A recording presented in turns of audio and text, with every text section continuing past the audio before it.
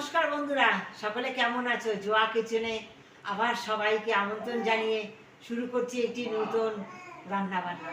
কি জানো, পুঁই শাক দিয়ে মাছ দিয়ে সুন্দর ঝোলের একটি রেসিপি। তোমরা তো অনেক রকম খেয়েছো, একবার আমার এই রেসিপিটি ট্রাই করো। আমি দেখো বন্ধুরা, তোমরা তো দেখলে পুঁই শাক পাতা আমি বাছছিলাম। তারপরে এই পুঁই শাক পাতা ধোয়ার কিন্তু নিয়ম আছে। আগে তোমরা কখনো কেটে দেবে না, কারণ এটা লেলানি শাক তো। এরকম জলে ভিজিয়ে নেবে আর দেখো এরকম ভাবে একটা একটা করে সব ধুয়ে নেবে।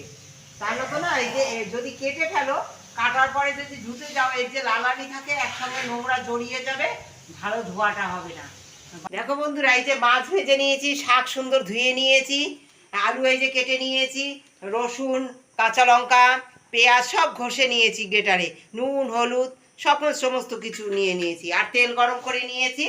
এবার তেলের মধ্যে দিয়ে দেবো আমি এই পেঁয়াজ রসুন কাঁচা লঙ্কা আর নুন হলুদ।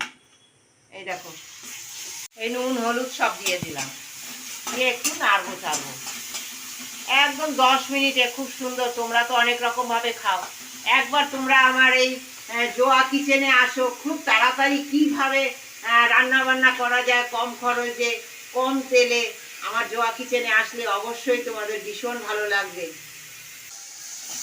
এই শাকগুলো দিয়ে দিলাম সব, আলুও দিয়ে দিলাম, দিয়ে দেবো জল। জল ফুটে গেছে, মাছ দিয়ে দেবো।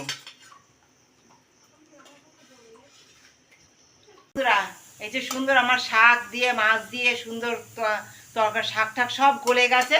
এবার আমি ফোড়ন দিয়ে নেবো। কি ফোড়ন দিই আর সুস্বাদু করে দিবি তোমরা দেখো। তেল গরম হয়ে গেছে, দিয়ে দেবো রাঁধুনি আর গোটা শুকনো লঙ্কা। ফোড়নের সুন্দর গন্ধ ছেড়ে দিয়েছে, দিয়ে দিলাম শাকটা, আর দিয়ে দেবো সামান্য চিনি।